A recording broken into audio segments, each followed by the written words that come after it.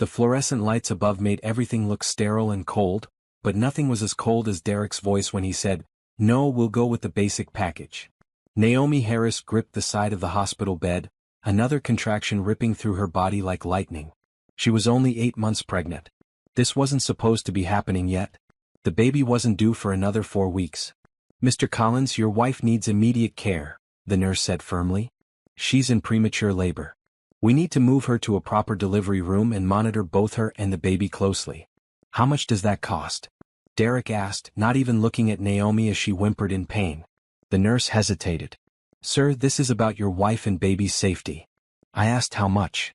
Naomi wanted to scream at him, but another wave of pain stole her breath. Sweat poured down her face. She'd been in this hallway for 20 minutes already, contractions getting closer and more intense, while Derek argued about money. "The delivery room with proper monitoring is an additional $3,000, the nurse said quietly. "But Mr. Collins, this is serious. Your wife." $3,000? Derek laughed bitterly. "For what? Women have been having babies since the beginning of time. She'll be fine in a regular room." "Derek," Naomi managed to gasp out. "Please. Something's wrong. I can feel it." He finally looked at her, and what she saw in his eyes broke something inside her chest. There was no love there. No concern. Just irritation, like she was inconveniencing him. "You're being dramatic," he said flatly. "We can't afford extra charges. We agreed to stick to our budget." "Our baby," she started, but another contraction cut her off. This one was different. Sharper. Something was definitely wrong. The nurse looked between them, clearly distressed. "I'll get the doctor," she said, hurrying away. Naomi lay there in the hallway, other patients and staff walking past, while Derek pulled out his phone. She heard him typing rapidly, probably texting someone about how she was being difficult again. Then his phone rang. Derek stepped a few feet away, but Naomi could still hear him. "Hey baby," he said, his voice suddenly warm and affectionate. "No, it's fine. She's just being overdramatic as usual." "Yeah, the basic package. That saves us about $4,000. "I know, right? We can use that for the Bahamas trip we planned. Next month, remember?" "I can't wait either. I miss you so much." Naomi's heart stopped beating for a moment. Baby? Trip to the Bahamas? She and Derek hadn't planned any vacation. They'd been saving every penny for the baby's arrival, or at least that's what he'd told her. Another contraction hit, this one so painful she cried out. Derek glanced at her with annoyance and walked further down the hall, still on his phone.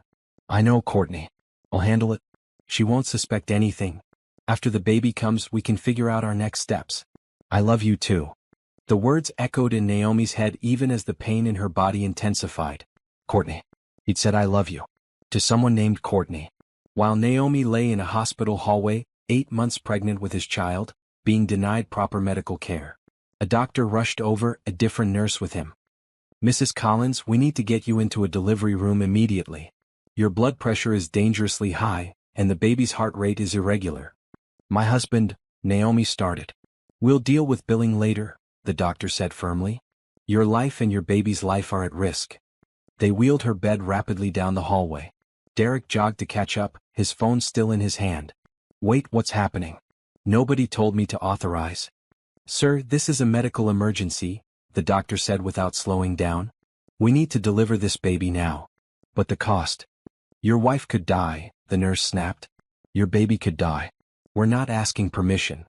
They pushed through double doors into a bright delivery room. Medical staff swarmed around Naomi, hooking up monitors, inserting IVs, checking her vitals. The beeping of machines filled the air, some of them alarming loudly. "Blood pressure 180/110, someone called out. "Baby's heart rate dropping," another voice said urgently. Through the fog of pain and fear, Naomi could hear Derek in the corner on his phone again. "I don't know, this is getting expensive. They're not even telling me what they're doing. I might need to call you back." A nurse pulled a curtain, blocking Derek from Naomi's view. "Focus on me, honey," she said gently, holding Naomi's hand.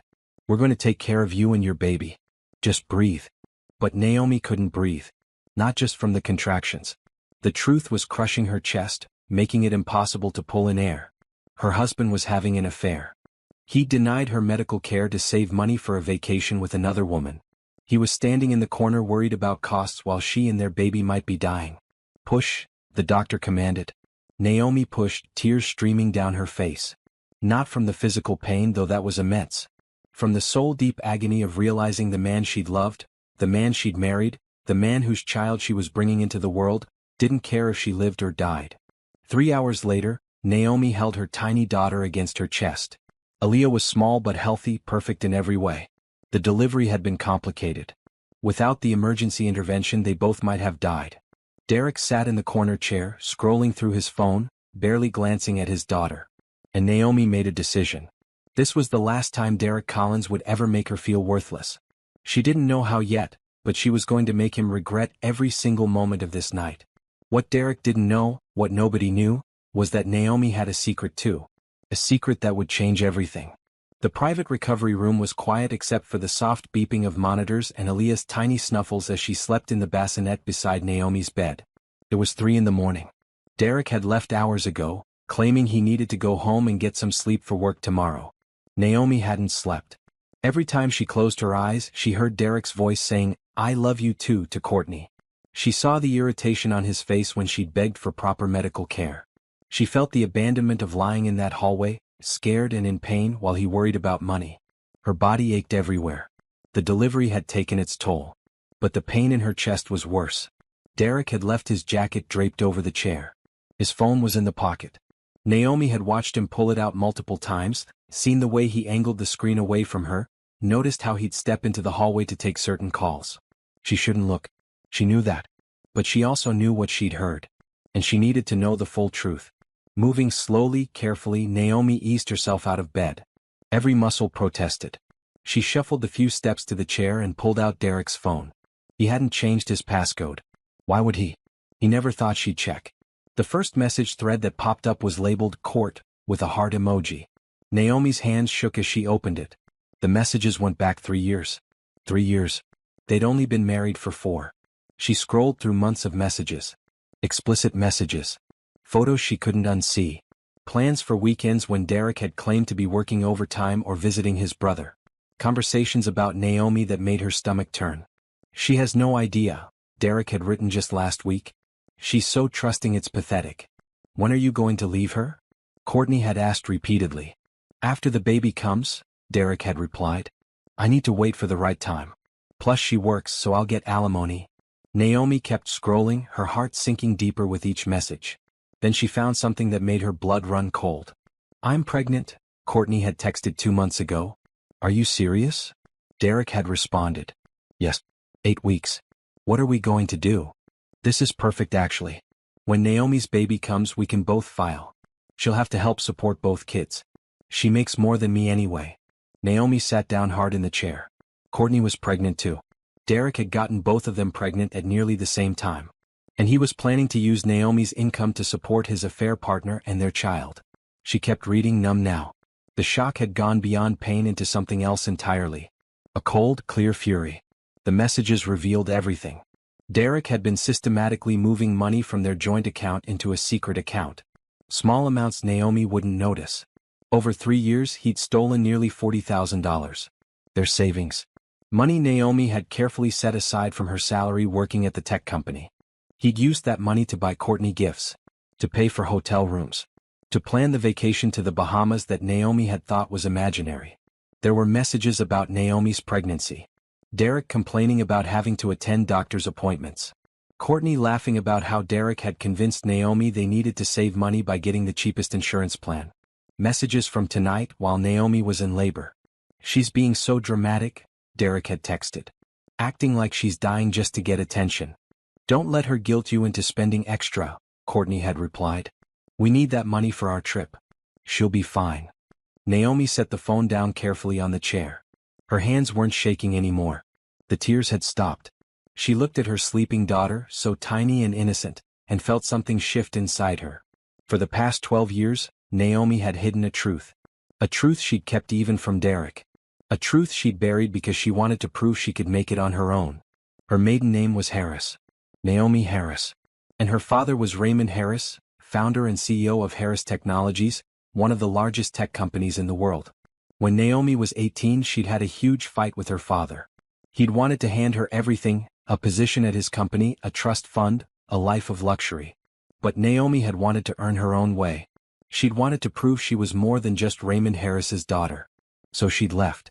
Changed her last name legally to her mother's maiden name, Pierce. Got a job on her own merit. Built her own life. Met Derek at a coffee shop where she'd been working part-time during college. He'd thought she was just a regular girl trying to make ends meet. She'd kept the secret even after they got married. Part of her had been testing Derek, waiting to see if he'd love her for who she was without money or status. Apparently she had her answer. Derek didn't love her at all. Naomi picked up her own phone. She hadn't spoken to her father in 12 years. He'd reached out occasionally, emails she'd ignored, birthday cards she'd thrown away unopened. Pride had kept her from contacting him. Stubborn independence. But pride seemed pretty stupid now as she sat in a hospital room, recovering from a traumatic delivery, while her husband plotted with his pregnant mistress about how to take advantage of her. She pulled up her email and typed in the address she still remembered. "Dad," she wrote. "It's Naomi. I need help. Can we talk?" She hit send before she could change her mind. Her phone buzzed almost immediately. "I'll be on the first flight out. Tell me where you are." Naomi looked at her daughter, then at Derek's phone full of betrayal, then at the hospital room he tried to deny her. Derek thought she was pathetic. Trusting. Easy to manipulate. He had no idea who he was dealing with. And Naomi was going to make absolutely certain he found out. Raymond Harris arrived at the hospital at 6 in the morning. Naomi was nursing Aaliyah when there was a soft knock on the door. A man in an expensive suit stood in the doorway, his silver hair perfectly styled, but his eyes were red-rimmed like he'd been crying. "Naomi," he breathed. Orchestrated narrative progression through relationship dynamics and strategic plotting. "I need to continue the story. This is going well. I'm establishing the relationship with her father and setting up the strategic planning phase. Let me continue through all chapters." For a moment, neither of them moved. Then Raymond crossed the room in 3 long strides and gently wrapped his arms around his daughter and granddaughter, careful not to disturb the baby. "I'm sorry," Naomi whispered. "I'm sorry I stayed away so long." "Hush," Raymond said. "You're here now. That's all that matters." He pulled back to look at Aaliyah, wonder on his face. "She's beautiful. What's her name?" "Aaliyah Grace." "Hello, Aaliyah," Raymond said softly. "I'm your grandfather." After Aaliyah fell back asleep, Raymond sat in the chair beside Naomi's bed and listened as she told him everything. The marriage to Derek. The years of slowly feeling like she wasn't good enough. Last night's nightmare in the hallway. The messages she'd found on Derek's phone. Raymond's jaw clenched tighter and tighter as she spoke. When she finished, he was quiet for a long moment. "What do you want to do?" he finally asked. "I want a divorce," Naomi said immediately. "I want full custody of Aaliyah. And I want to make sure Derek never has the power to hurt anyone else the way he hurt me. Consider it done. I know the best divorce attorney in the state. Lawrence Bennett. He's expensive but—" "I don't want your money," Naomi said quickly. "I mean not as a handout. I want to earn my own way." Raymond smiled, though there was sadness in it. "Still stubborn. You get that from me?" He leaned forward. "Naomi, there's a trust fund that's been growing since you were born. It's yours regardless. Over $30 million now with compound interest. Your mother and I set it up before she passed." Naomi's eyes widened. She'd known her father was wealthy, but she hadn't realized. "I don't need you to earn what's already yours," Raymond continued. "But if you want to work, if you want to build something of your own, I can offer you that opportunity too. Harris Technologies is always looking for talented people." "What was your degree in again?" "Biomedical engineering," Naomi said. "But I've been working in customer service at a small tech company for the past 3 years. Derek convinced me I wasn't qualified for engineering work." "Derek is an idiot," Raymond said flatly. "And you are absolutely qualified. I have an entire division working on medical technology. They could use someone with your background and your passion. I don't want special treatment because I'm your daughter. You won't get it. I'll have HR put you through the same interview process as anyone else. You'll start at entry level. Work your way up on merit." He paused. "But Naomi, let me pay for the lawyer at least. You need the best representation possible, and Bennett is a shark. He'll make sure Derek doesn't get anything he doesn't deserve." Naomi thought about her daughter sleeping peacefully in her bassinet. Thought about Derek planning to use her money to support his mistress. Thought about being denied medical care while he saved money for a vacation with another woman. "Okay," she agreed. "I'll accept help with the lawyer. But everything else I earn." "Deal." Raymond pulled out his phone. "I'm calling Bennett right now. He owes me a favor anyway." An hour later, Lawrence Bennett arrived at the hospital. He was a tall, thin man in his 50s with sharp eyes and in sharp pursuit. He listened to Naomi's story with no visible reaction, taking notes on a tablet. "Do you still have access to your husband's phone?" he asked. "It's right there," Naomi said, pointing to the chair. "He'll probably come back for it soon. I need you to forward yourself every relevant message, email, and photo. Also screenshot all bank transactions showing the money he moved. We need documentation of everything." For the next 30 minutes, Naomi systematically went through Derek's phone, sending evidence to her own email. Bennett watched approvingly. "This is good," he said. "Very good. The affair, the financial abuse, the medical neglect. And you said the other woman is pregnant?" "According to the messages, yes." "Even better. Shows a pattern of behavior and deception." Bennett made more notes. "Here's what's going to happen. We're going to file for divorce immediately, before he has a chance to hide any more assets. We'll request full custody based on his demonstrated lack of concern for your and the child's welfare. We'll document every penny he stole from your joint account. And we're going to make sure he pays child support." "He doesn't make much money," Naomi said. "He works at a car dealership. Basic salary. Doesn't matter. He'll pay what the court determines is appropriate based on his income. It's the principle." Bennett looked at her seriously. "Mrs. Collins, I need to ask. What's your financial situation? I know your father made this introduction, but I need to understand your individual circumstances for the filing." Naomi took a deep breath. "My maiden name is Harris. I'm Raymond Harris's daughter. I have access to a trust fund of $30 million. I've been living under my mother's maiden name and hiding my connection to my father for the past 12 years. Bennett's eyebrows rose slightly. "Does your husband know this?" "No.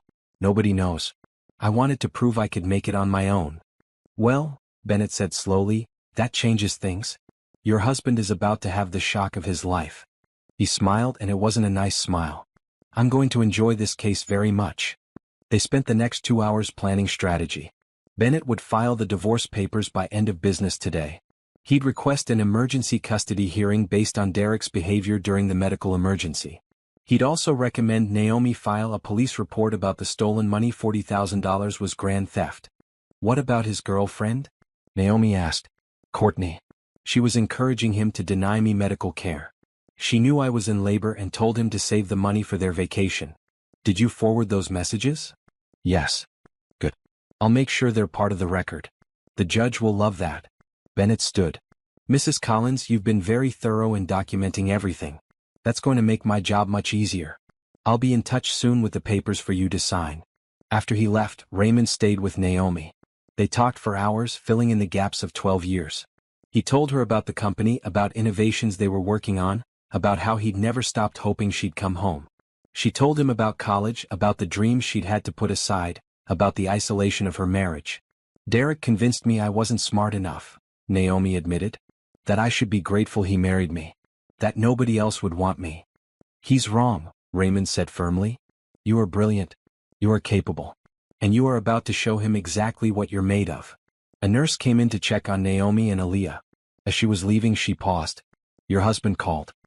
He's running late, but will be here this afternoon to pick you both up." Naomi and Raymond exchanged glances. "Perfect," Naomi said. "That gives us just enough time." By the time Derek walked into the hospital room at 3 o'clock, everything was in place. The divorce papers were signed and filed. Screenshots of every message were saved in multiple locations. Bank records were documented. A police report was filed. Bennett had even arranged for a process server to be waiting in the lobby. Derek smiled when he saw Raymond. "Oh, you have a visitor? That's nice, babe. I brought the car seat like you asked." He set down the infant car seat and walked over to kiss Naomi's forehead. She turned her face away. "What's wrong?" Derek asked, his smile faltering. "Mr. Collins," Raymond said, standing. "I'm Raymond Harris, Naomi's father." Derek's eyes flickered with confusion, then recognition as he processed the name. "Harris? But Naomi's last name is Pierce." "Was Pierce," Raymond corrected. "Before she married you, she was Naomi Harris, my daughter, who you left in a hallway to suffer in labor while you planned a vacation with your pregnant mistress." Derek's face went white. What? Naomi, who is this man?" "Exactly who he says he is," Naomi said calmly. "My father. Founder and CEO of Harris Technologies. The man who just hired the best divorce attorney in the state to represent me. Divorce? Derek laughed, but it sounded panicked. Naomi, come on. Whatever this is. I know about Courtney, Naomi said. I know about the money you stole. I know about everything. Derek's phone, still in Naomi's possession, buzzed on the side table. A message from Courtney appeared on the lock screen. Did you tell her yet? I'm tired of hiding. Derek lunged for the phone, but Raymond stepped between them. I think you should leave now, Mr. Collins. She's my wife. That's my daughter. Actually, a new voice said from the doorway. A woman in a professional suit stood there with a clipboard. You're being served with divorce papers, Mr. Collins. Full custody is being requested by Mrs. Collins due to medical neglect and infidelity. You're also under investigation for grand theft for the $40,000 you stole from your joint account. She handed him a thick stack of papers. Derek stared at them, his mouth opening and closing. Naomi, you can't. We'll talk about this. I can explain. No, Naomi said quietly. We won't talk about this. You'll communicate through my attorney from now on. The only thing I want from you is for you to stay away from me and my daughter. Your daughter? She's my daughter too. Is she? Raymond asked coldly. Because from what I understand, you were more concerned about vacation funds than her survival last night. Derek turned to Naomi, desperation in his eyes. Babe, please. I made mistakes, okay? But we can work through this. I love you. No, you don't, Naomi said. She felt strangely calm, like she was watching this happen to someone else. And that's okay. Because I don't love you either. Not anymore. Maybe I never really did. I just loved who I thought you were.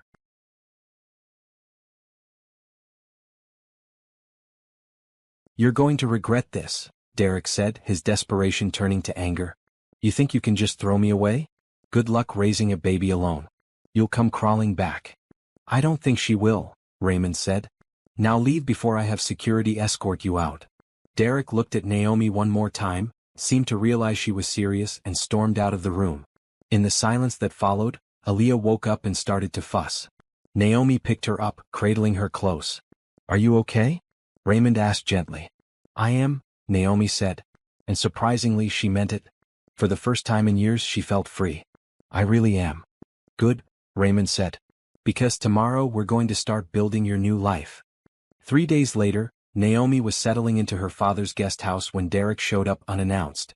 The main estate was gated, but somehow he talked his way past security by claiming it was an emergency involving his daughter. Naomi was feeding Aaliyah in the living room when the doorbell rang. Through the window, she saw Derek's beat-up sedan in the driveway and felt her stomach tighten. She'd been expecting this, but she still wasn't prepared. She put Aaliyah in her bassinet and opened the door, keeping the chain lock engaged. We need to talk, Derek said. He looked terrible, unshaven, wrinkled clothes, dark circles under his eyes.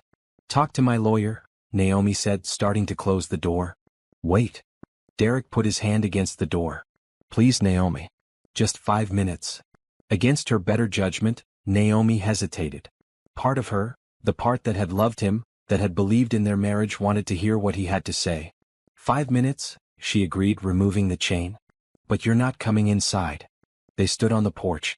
Derek ran his hand through his greasy hair. I don't even know where to start. This whole thing is crazy.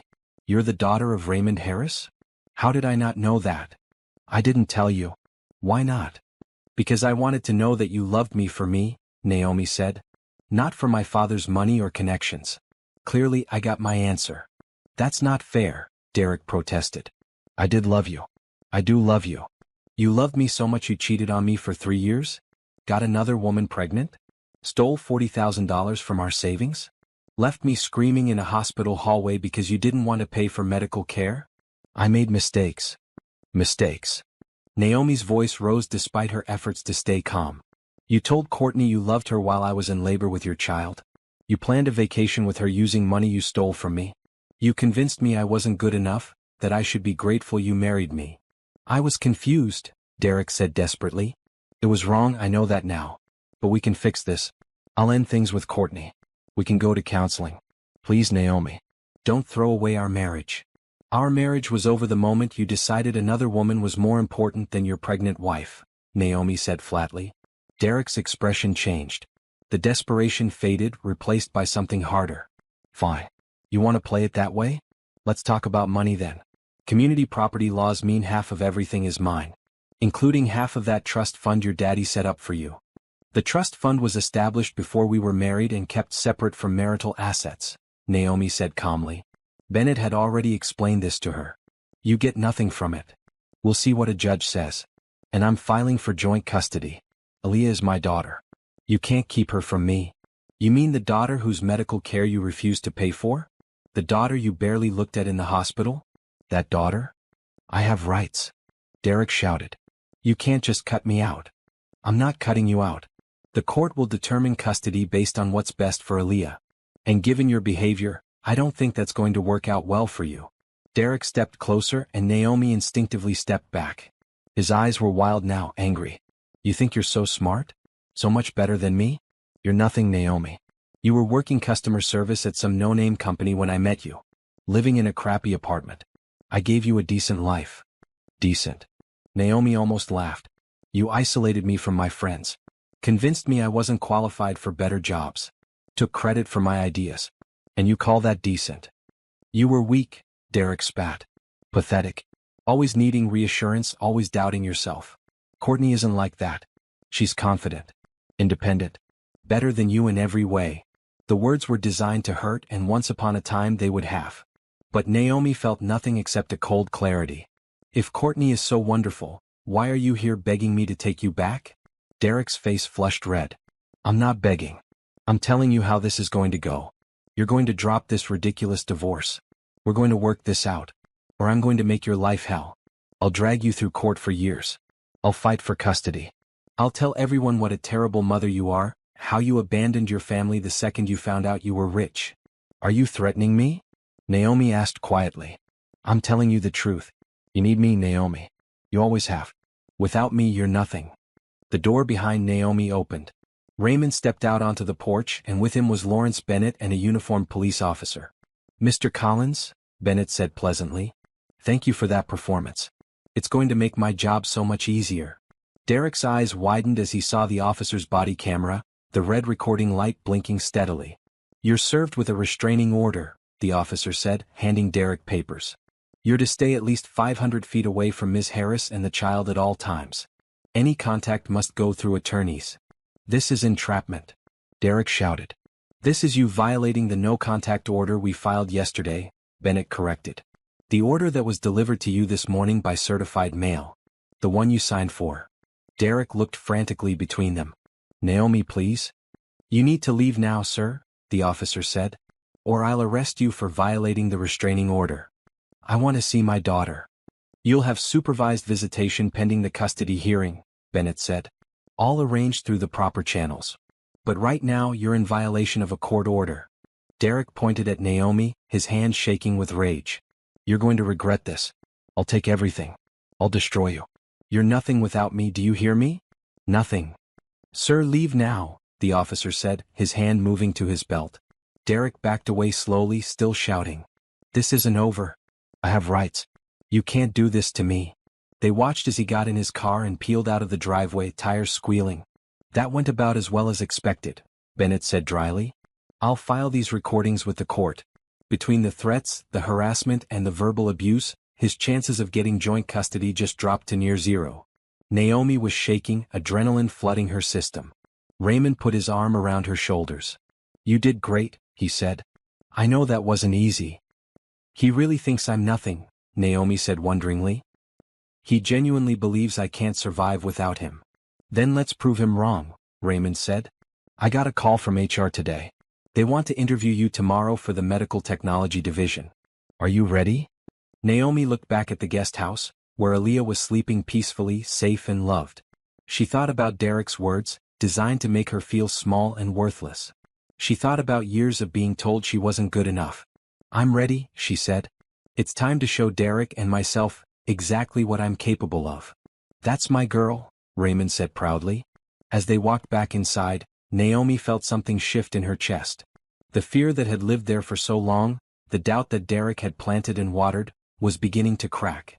Underneath it, something stronger was growing. Derek thought she was nothing? Good. Let him think that. He'd realize the truth soon enough when it was far too late. The Harris Technologies headquarters building was a gleaming tower of glass and steel that dominated the skyline. Naomi stood in the parking lot, Aaliyah's car seat in one hand, her portfolio in the other, and tried to calm her racing heart. This was a mistake. She wasn't qualified. Derek had been right, she'd been working customer service for 3 years. Her engineering degree was collecting dust. She'd forgotten everything she'd learned. Naomi, her father's voice came from behind her. You've been standing here for 5 minutes? The interview is in 10. She turned to face him. I can't do this. I'm not ready. Raymond set down his briefcase and took both her hands in his. Listen to me. You earned a degree in biomedical engineering with honors. You've been working in tech, learning customer needs and pain points. You have real-world experience that most engineers lack. And you have passion for medical technology that comes from personal experience. But, no buts. Derek spent years making you doubt yourself. Don't let him win by doubting yourself now. Raymond squeezed her hands. I'm not asking you to be perfect. I'm asking you to try. Can you do that? Naomi looked up at the building, then down at Aaliyah sleeping peacefully in her carrier. Okay, I'll try. That's all I ask. Now go. I've got Aaliyah. The company daycare is expecting her. The interview was with Dr. Patricia Morrison, head of the Medical Technology Division. She was a woman in her 60s with steel gray hair and intelligent eyes that seemed to see right through Naomi. Miss Pierce, she said using Naomi's legal name. Tell me why you want to work in medical technology. Naomi had prepared an answer about innovation and helping people. But sitting across from Dr. Morrison, she found herself telling the truth instead. I almost died giving birth last week, she said. My husband refused to pay for proper medical care because it was too expensive. I was left in a hallway in premature labor, while he argued about costs. If the hospital staff hadn't intervened against his wishes, my daughter and I might not have survived. Dr. Morrison's expression didn't change, but something flickered in her eyes. I realized that night that medical care shouldn't be a luxury, Naomi continued. Women in particular face obstacles to getting proper treatment. Whether it's cost or access, or not being believed when they say something's wrong. I want to create technology that removes those obstacles. That makes quality care accessible and affordable for everyone. That's an admirable goal, Dr. Morrison said. But you've been out of the engineering field for 3 years. Why should I believe you can contribute meaningfully to my team? It was a fair question. Naomi pulled out her portfolio. I've been working customer service in tech. I've heard thousands of user complaints, feature requests, pain points. I know what frustrates people about medical devices. The monitoring systems that are too complicated. The alert systems that give false alarms. The apps that require too many steps to use when you're in distress. She opened her portfolio to show sketches and notes she'd made over the years. I've been designing solutions in my head for years. I just didn't think anyone would listen. Dr. Morrison looked through the portfolio carefully.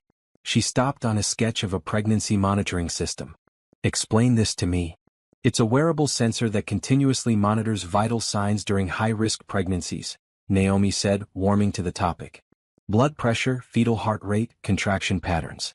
All data syncs to an app that alerts both the patient and their care team if anything is concerning. It's designed to be intuitive enough that stressed, scared pregnant women can use it without thinking. We've tried developing something similar, Dr. Morrison said. The challenge is making sensors accurate enough while keeping them comfortable for continuous wear. What if you used flexible biosensor arrays instead of rigid sensors? Naomi asked. Embed them in a soft fabric band. The technology exists, it's just expensive. But if you could bring the manufacturing cost down?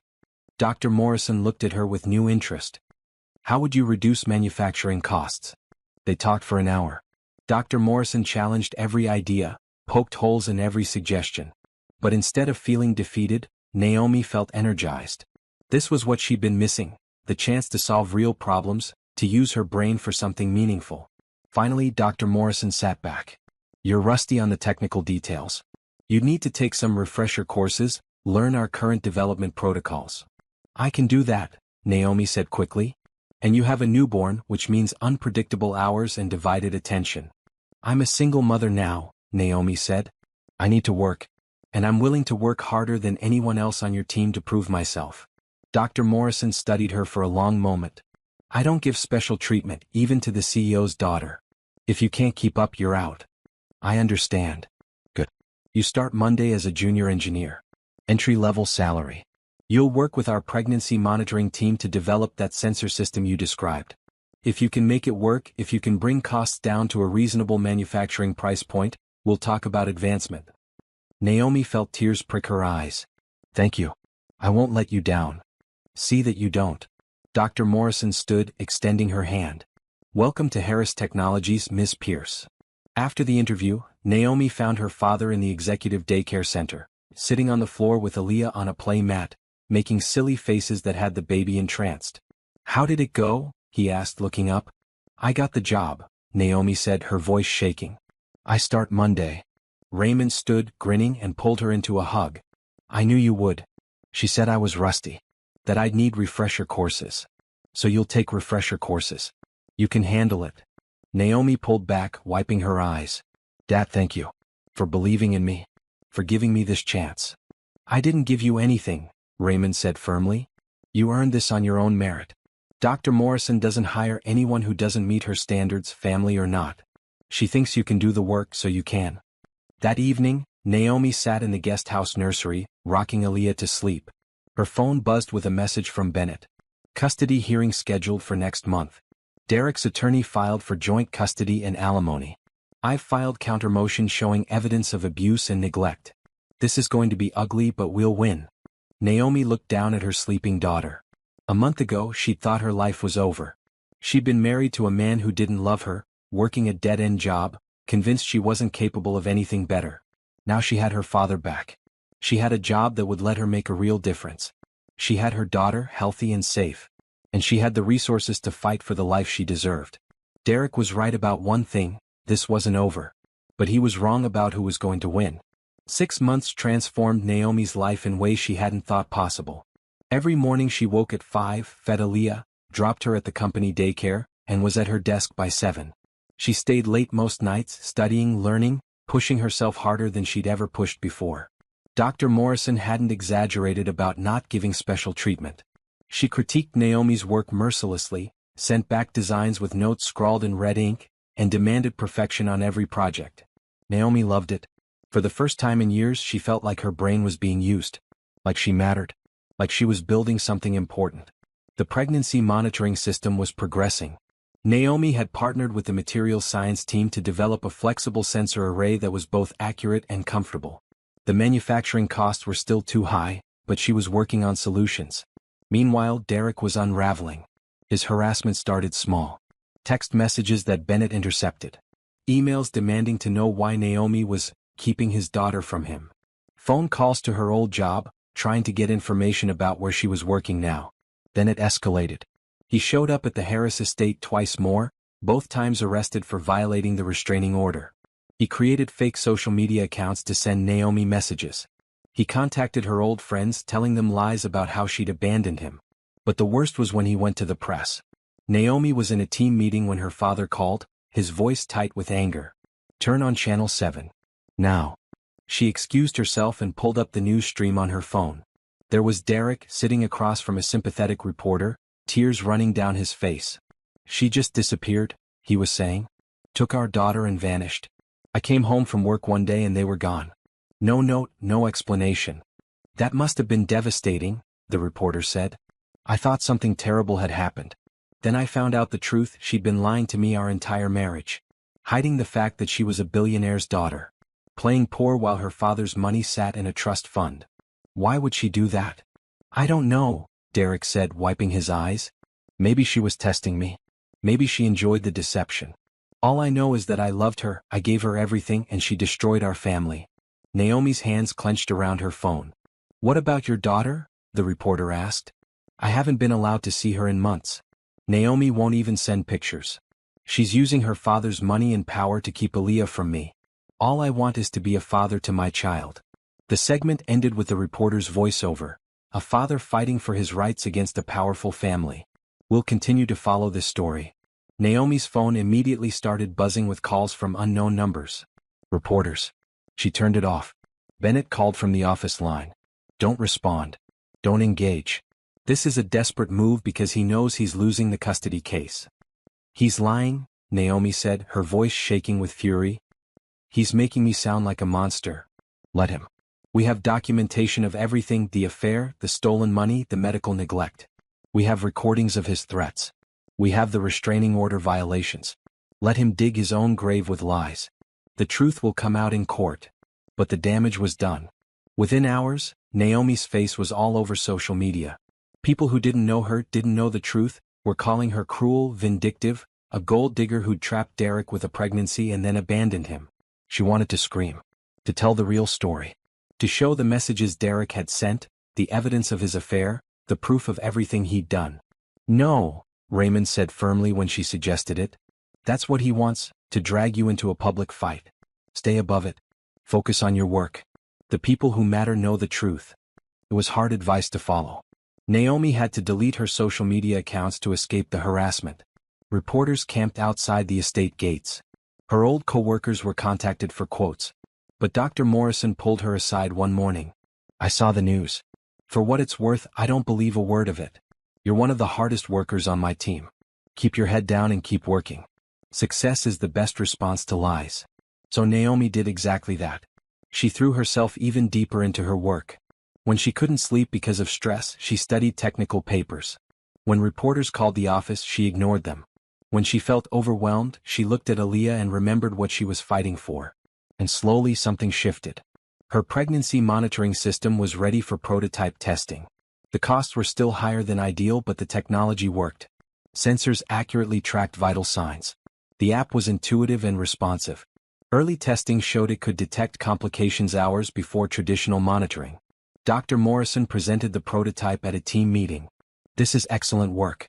We're going to move forward with clinical trials. Naomi, you'll lead the testing phase. Me? Naomi asked, surprised. You designed it. You know it better than anyone. Time to step up.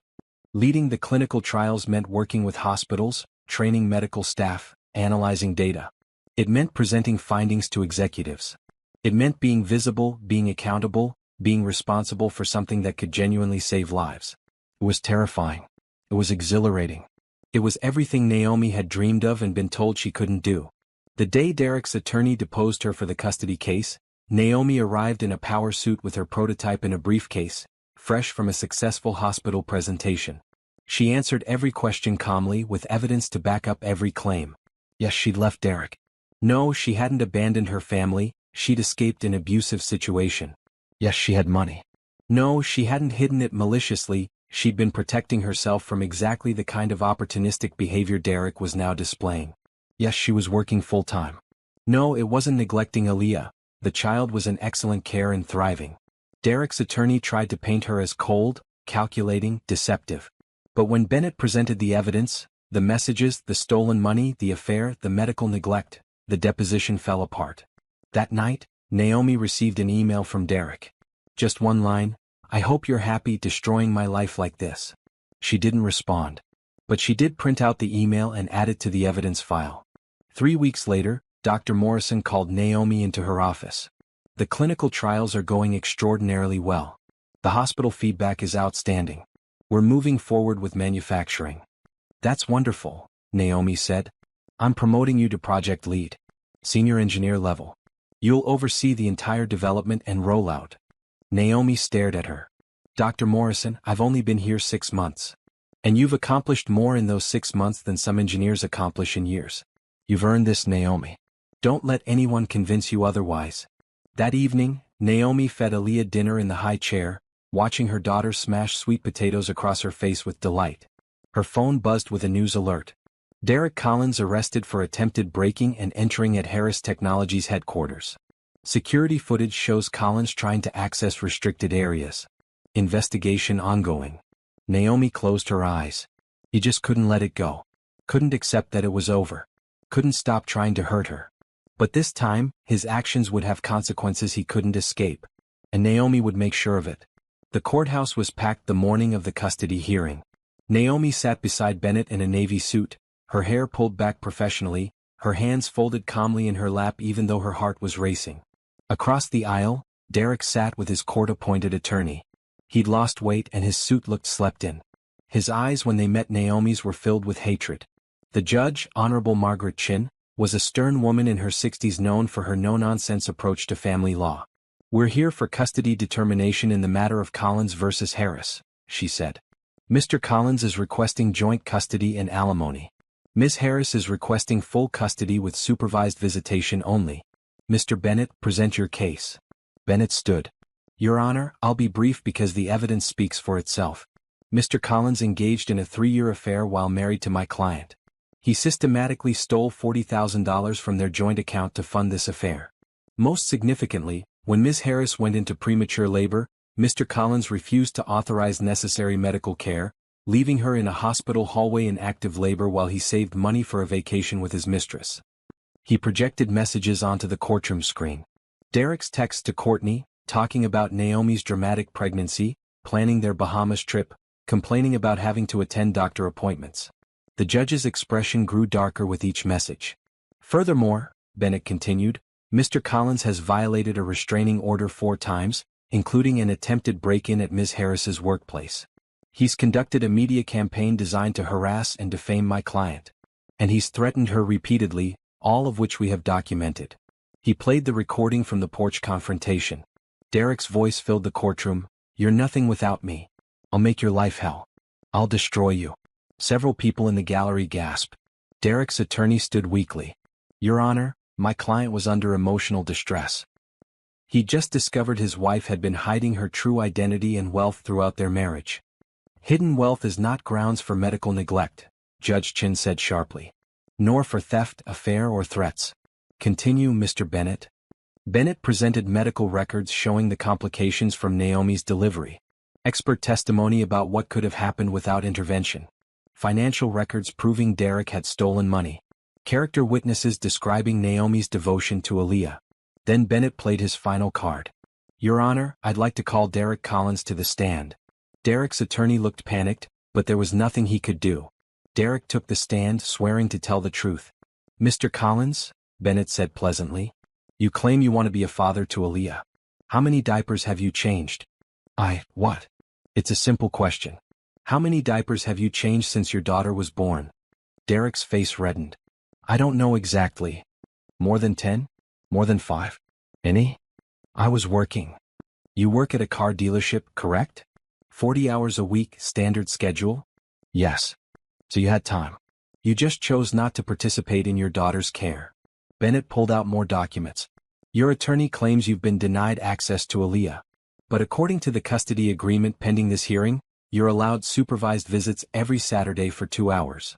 How many of those visits have you attended?" Derek shifted uncomfortably. "A few.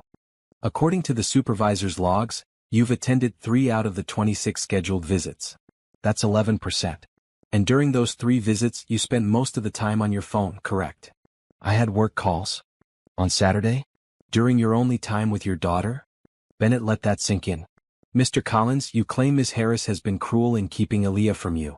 But you've had opportunities to see your daughter and chosen not to take them. Why is that? This whole supervised thing is degrading. More degrading than leaving your wife in a hospital hallway while she's in labor?" "Objection." Derek's attorney called weakly. "Sustained," Judge Chin said. "Mr. Bennett, stay focused." "Apologies, Your Honor." "Mr. Collins, can you tell the court Aaliyah's pediatrician's name?" I don't." "Her birth date?" "November." "I know it's November." "Her exact birth date, Mr. Collins?" "The 15th. "The 19th, Bennett corrected.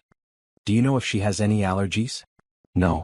"The answer is no, she doesn't have allergies, or no, you don't know?" Derek's face was bright red now. "I don't know." "Do you know what developmental milestone she's reached? Whether she's sleeping through the night? What food she's tried? Anything about your daughter's actual life?" "I've been kept away." "You've been offered supervised visits. You've chosen not to attend. There's a difference." Bennett returned to his seat. No further questions. Derek's attorney tried to rehabilitate him, asking about his love for Aaliyah, his desire to be involved. But the damage was done. Then Naomi took the stand.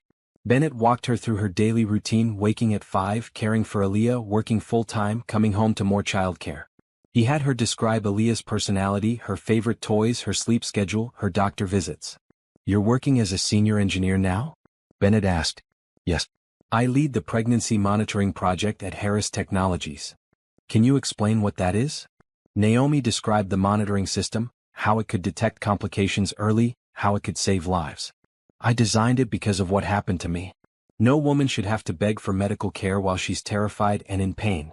No woman should have her husband make medical decisions based on cost rather than her life. She wasn't looking at Derek, but she felt him flinch.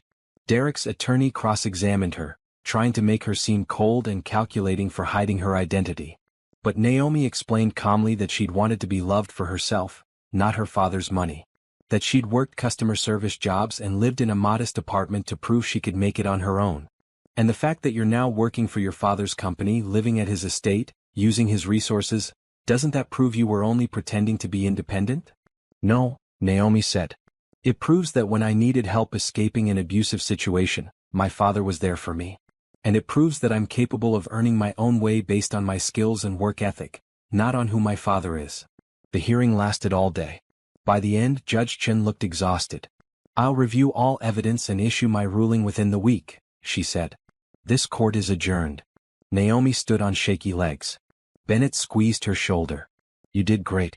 Better than great. Across the aisle, Derek was shouting at his attorney. This is your fault.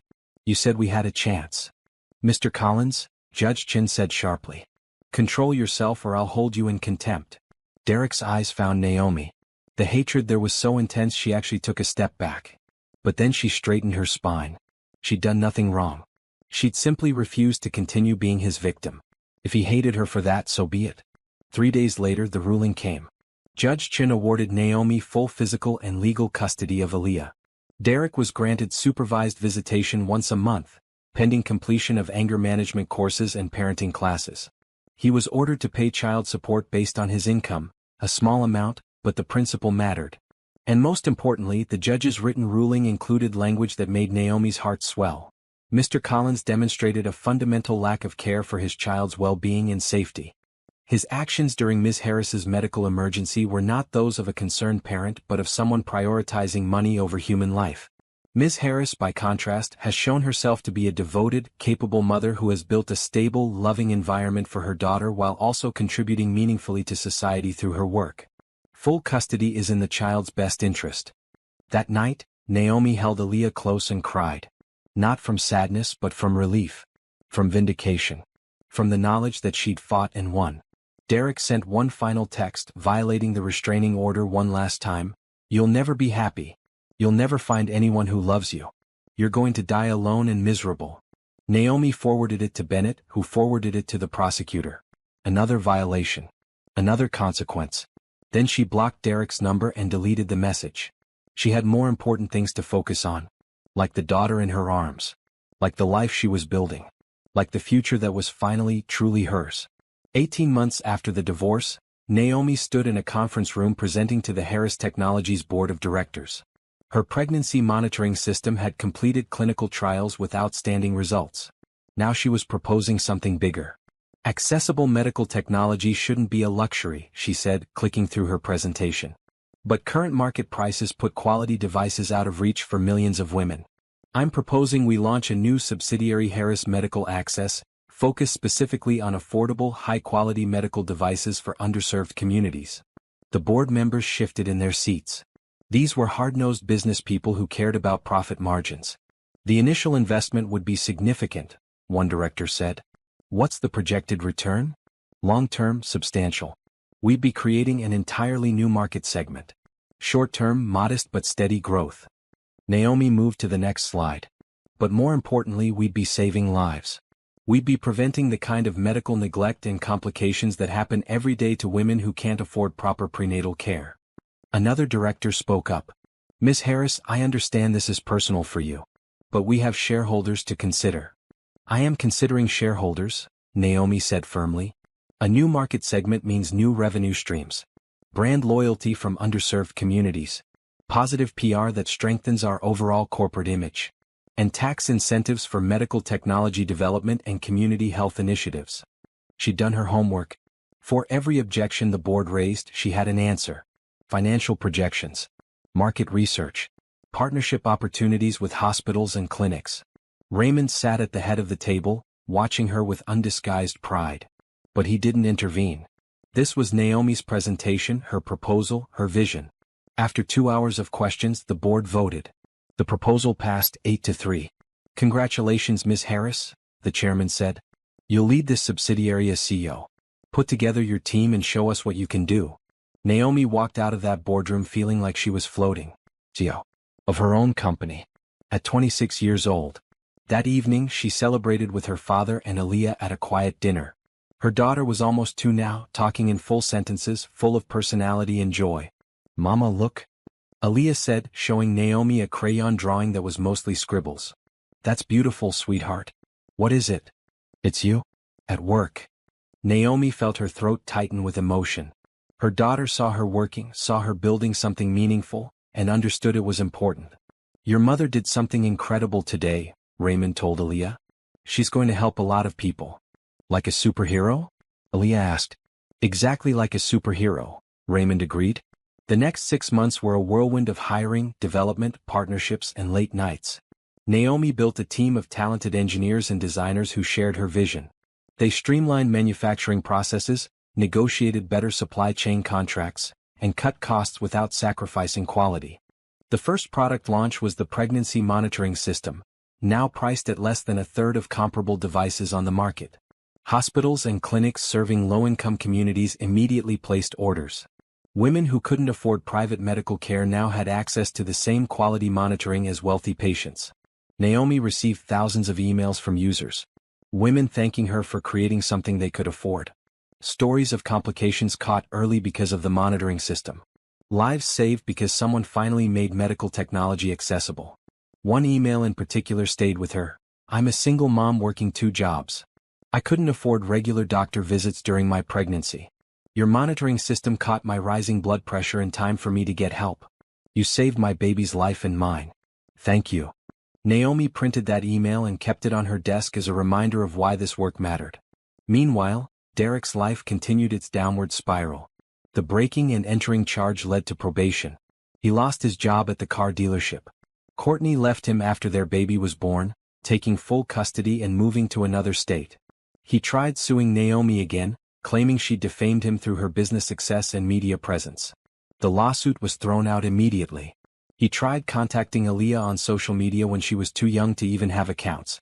That led to another restraining order violation. Each time the consequences stacked up. Probation extensions, court-ordered therapy, community service.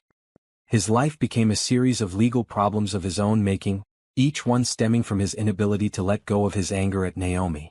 Naomi didn't pay attention to any of it. She was too busy building her empire. Harris Medical Access expanded into other products. Affordable glucose monitors for diabetics. Blood pressure cuffs with smartphone connectivity. Asthma management systems. Every product designed with the same philosophy: high quality, low cost, maximum accessibility. The company grew rapidly. What started as a subsidiary became a major division of Harris Technologies. Naomi hired dozens of employees. Opened offices in 3 cities. Established partnerships with healthcare providers nationwide. And through it all, she remained focused on her daughter. Aaliyah attended the company daycare during work hours. Naomi made time for bedtime stories and playground visits. She brought Aaliyah to ribbon-cutting ceremonies and product launches, wanting her daughter to see that women could build successful businesses and be present mothers. 2 years after the divorce, Naomi was featured on the cover of a major business magazine. The New Face of Medical Technology: How Naomi Harris is Revolutionizing Healthcare Access.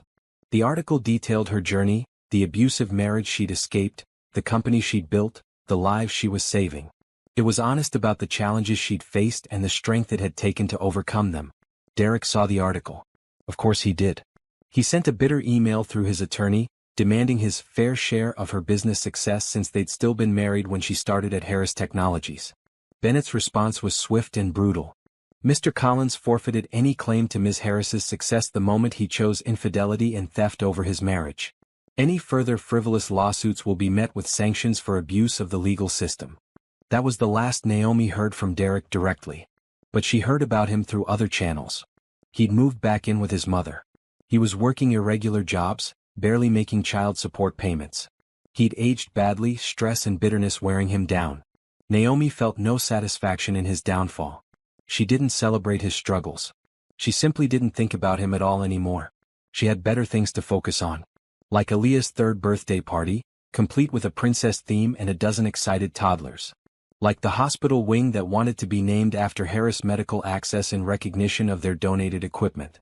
Like the new manufacturing facility that would create hundreds of jobs. One evening, as Naomi tucked Aaliyah into bed, her daughter asked a question. "Mama, why don't I see my daddy?" Naomi had known this question would come eventually. She'd prepared for it, discussed it with therapists, thought carefully about how to answer honestly without burdening her young daughter. "Your daddy made some choices that hurt people," Naomi said gently. "Sometimes when grown-ups make bad choices they have to have consequences. But that doesn't mean he doesn't love you. It just means he needs to learn how to make better choices." "Do you love him?" "I used to," Naomi said. "But not anymore. And that's okay.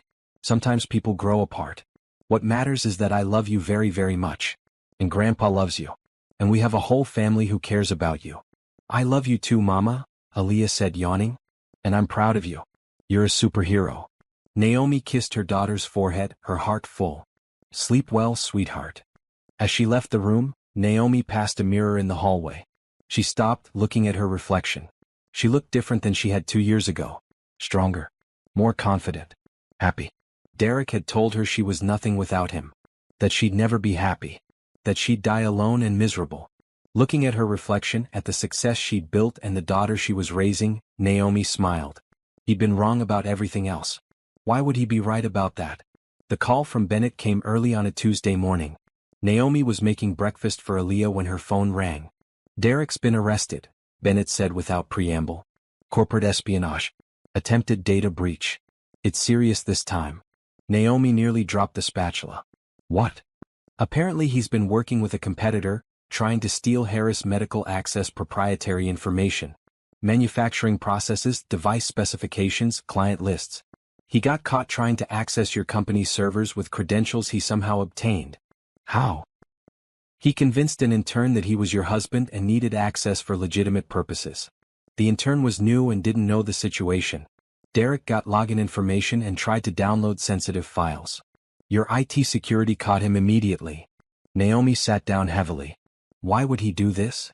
"The prosecutor thinks he was trying to sell the information. He's deeply in debt, facing potential jail time for the restraining order violations. He was desperate." Bennett paused. "There's more. They found evidence he's been working with Courtney. She helped him identify which information would be most valuable." "Courtney?" "His ex. Apparently they reconnected recently. The prosecutor has messages between them planning the breach. She was going to get 20% of whatever he sold the information for." Naomi felt cold. Not betrayed, she was long past that, but shocked at the depths Derek had sunk to. "What happens now?" "He's being charged with multiple felonies. Corporate espionage, computer fraud, attempted theft of trade secrets. The evidence is overwhelming. If convicted, he's looking at significant prison time. 5 to 10 years minimum." After hanging up, Naomi sat in her kitchen processing the news. Aaliyah came in carrying her favorite stuffed bear. "Mama, you look sad," she said with the perception of a 3-year-old. "Just thinking about grown-up stuff, sweetie," Naomi said, pulling her daughter close. "Nothing for you to worry about." But she did worry. Not about Derek, he'd made his choices, but about what this would mean for Aaliyah. How do you explain to a child that their father is going to prison? How do you help them understand without making them feel responsible? The trial happened quickly. Derek couldn't afford a good attorney, and the evidence was damning. The intern testified about how Derek had manipulated her. IT security presented logs showing exactly what files he tried to access. Text messages between Derek and Courtney outlined their entire scheme.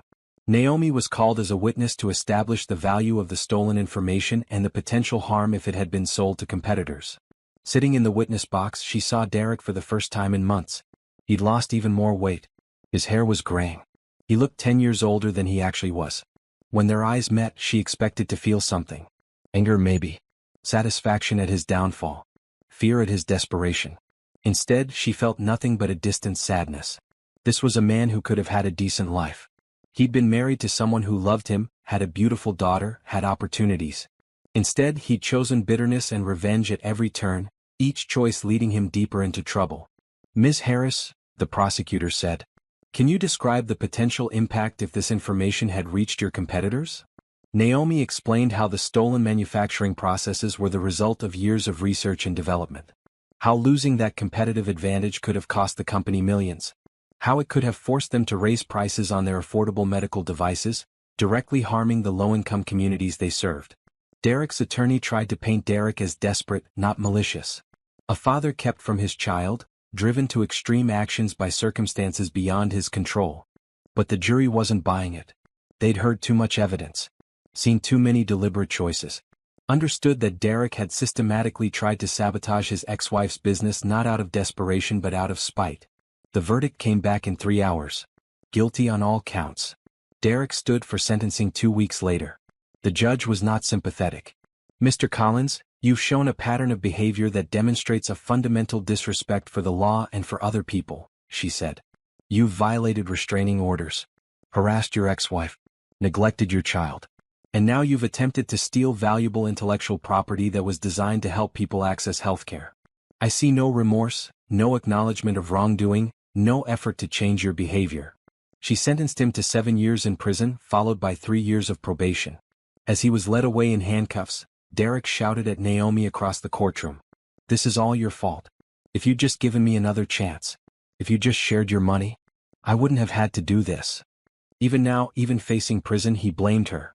Couldn't accept responsibility for his own actions. Naomi stood and walked out of the courtroom. Bennett followed her. "Are you okay?" he asked. "I'm fine," Naomi said. And surprisingly she was. "It's over. Really, truly over." But there was one more piece to deal with. Courtney had been offered immunity in exchange for her testimony against Derek. She'd accepted, admitting her role in the scheme to avoid prosecution. Naomi received a request through Bennett. Courtney wanted to meet. "Absolutely not," was Bennett's immediate response. "There's no benefit to you in meeting with her." "I know," Naomi said. "But I'm curious. What does she possibly think she has to say to me?" Against Bennett's advice, Naomi agreed to meet Courtney at a neutral location, a coffee shop with Bennett present. Courtney looked rough. She had dark circles under her eyes and her hands shook as she held her coffee cup. Her son, Derek's son, was with a babysitter.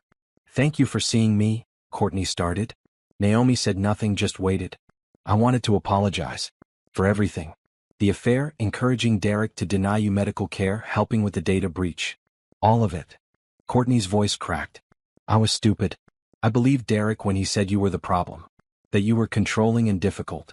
I didn't know the truth until it was too late. Why did you agree to help him steal from my company?" Naomi asked. "I'm a single mother. I'm broke. Derek said we could make enough money to get a fresh start somewhere else." Courtney wiped her eyes. "I'm not making excuses. I made terrible choices. I just wanted you to know that I'm sorry." Naomi studied the woman who'd been Derek's affair partner. Who'd encouraged him to save money instead of caring for Naomi in labor. Who'd helped plan corporate espionage. "I don't forgive you," Naomi said quietly. "Not because I'm holding a grudge, but because forgiveness implies some kind of relationship and we don't have one. You made choices that hurt me. You're facing the consequences of those choices. That's how it works." "I understand," Courtney said. "But I will say this, you have a son. Derek's son. And that little boy deserves better than the example his father has set. If you really want to make amends, be better. Make better choices. Raise your son to respect women, to take responsibility for his actions, to understand that betrayal has consequences." Naomi stood. "That's all I have to say. Bennett, we're done here." As they walked to the car, Bennett glanced at her. "That was generous of you." "Not really," Naomi said. "I just don't have the energy to hate her.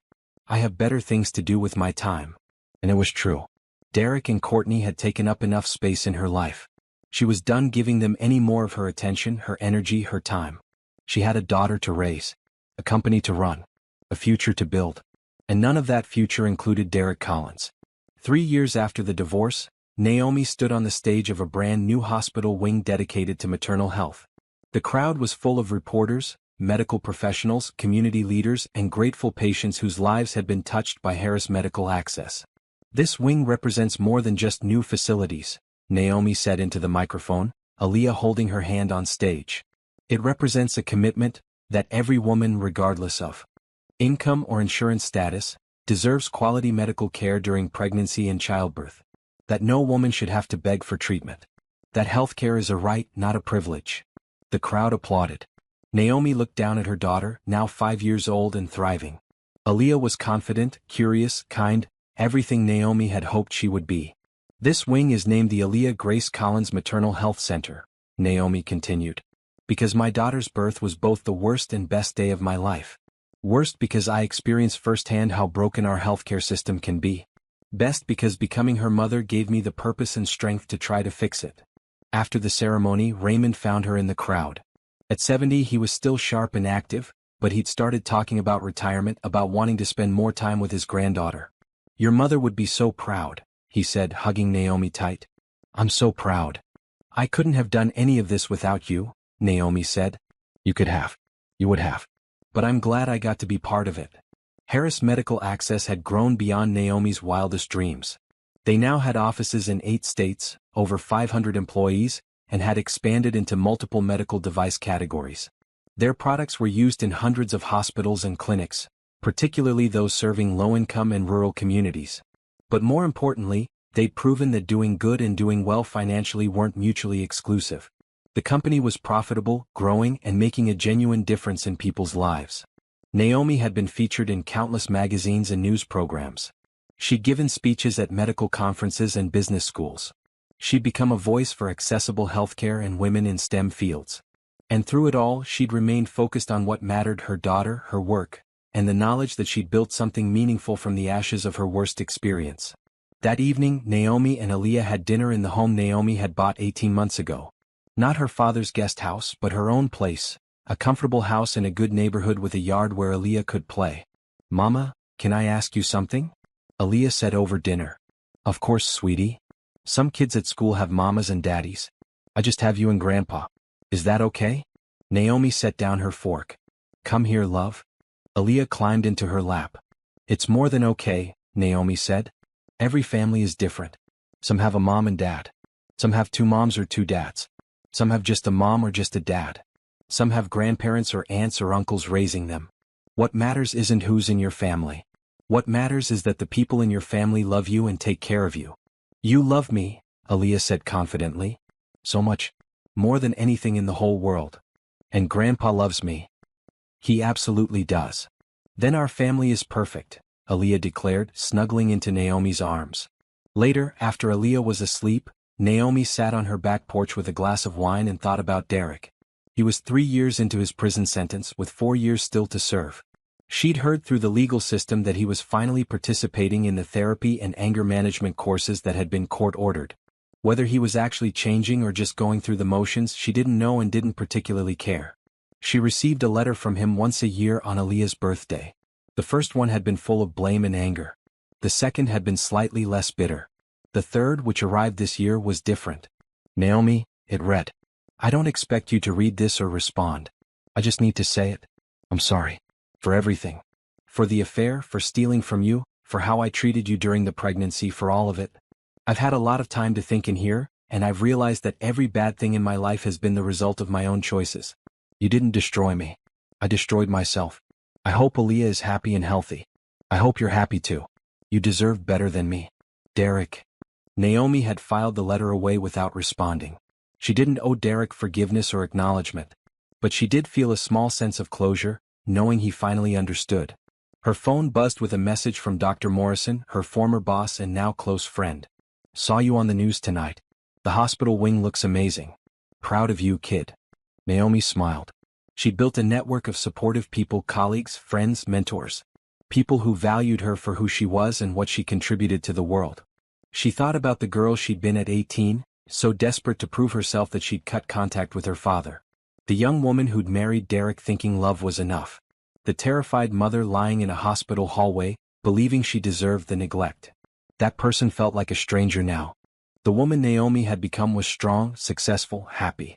She'd taken the worst experience of her life and transformed it into something that helped thousands of people. She'd proven that success was possible even after betrayal and pain. That healing was real.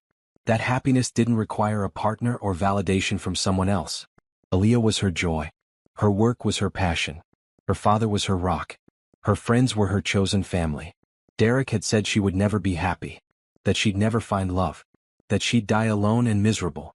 But sitting on her porch, in the house she'd bought with money she'd earned, Thinking about the daughter sleeping safely upstairs and the company that bore her vision, Naomi had never been happier. She didn't need romantic love to feel complete. Didn't need a partner to validate her worth.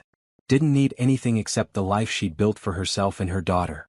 The next morning, Naomi dropped Aaliyah at kindergarten and headed to the office. She had a meeting with investors interested in expanding Harris Medical Access internationally. After that, a consultation with a hospital about their maternal health programs. Then a speech at a women in business luncheon. Her assistant greeted her with coffee and the day's schedule. Also, there's a request for an interview from CNN about your work in accessible medical technology. Send them the standard media response. If they want to focus on the work and the impact, I'm interested. If they want to talk about my personal story, I'm not. Naomi had learned to set boundaries around her narrative. She'd shared her story when it helped other women. But she refused to be defined by Derek's betrayal or reduced to a victim-turned-success story. She was so much more than that. In her office, Naomi looked at the wall where she'd hung the most meaningful moments of her journey. The first sketch of the pregnancy monitoring system.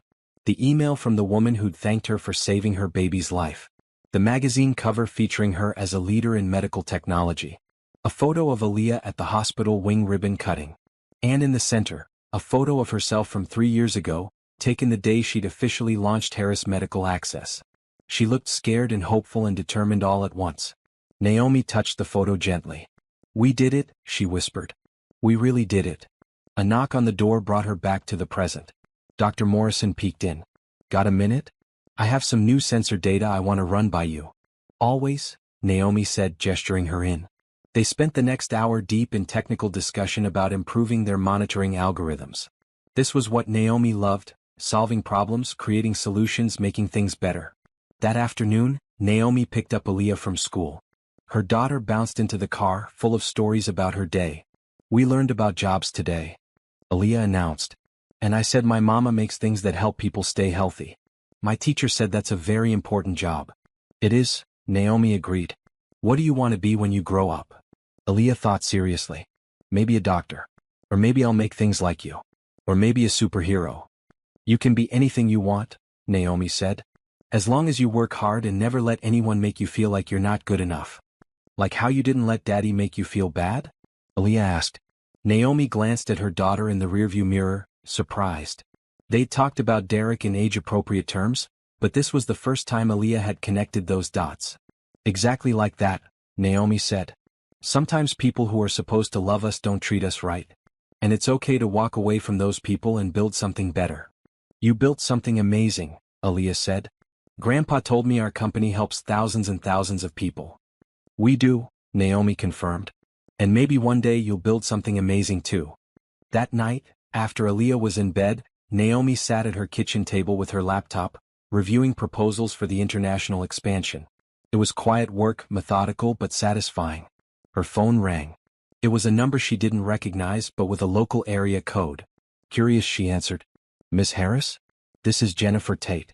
I'm a patient at County General Hospital. I used your pregnancy monitoring system during my high-risk pregnancy last year." "Oh," Naomi said, surprised. "Is everything okay?" "Everything is perfect. I have a healthy baby boy. The monitoring system caught preeclampsia early enough that they could treat it. My doctor said without it I might have had a stroke." Jennifer's voice cracked with emotion. "I couldn't afford fancy medical care. But your company made sure I had access to the technology one needed. You saved my life. You saved my son's life. I just wanted to call and say thank you." Naomi felt tears welling up. "You're so welcome. That's exactly why we do this work." After the call ended, Naomi sat in her kitchen and cried. Not from sadness but from overwhelming gratitude and purpose. This was why the hard times had been worth it. This was why rebuilding her life had mattered. This was the happy ending she'd never expected but had worked so hard to create. She'd started with nothing but determination and a newborn baby. She'd faced betrayal, abuse, public humiliation, legal battles, and corporate espionage. And she'd won. Not because she'd destroyed Derek, he'd done that to himself. Not because she had money, that had helped, but wasn't the source of her success. She'd won because she'd refused to believe the lies he'd told her about her worth. Because she'd worked harder than anyone else. Because she'd turned her pain into purpose. Derek was in prison, bitter and alone, facing years of consequences for his choices. Courtney was struggling as a single mother, working minimum wage jobs to support her son. And Naomi? Naomi was happy. Genuinely, completely happy. She had a daughter who was confident and loved. A company that was changing lives. A father who was proud of her. Work that fulfilled her. A future full of possibilities. The revenge Derek had feared, the revenge he tried to prevent through sabotage and espionage, wasn't revenge at all. It was simply Naomi living well. Building a better life. Proving that success and happiness were possible after betrayal. And that, more than any punishment the legal system could impose, was the ultimate victory.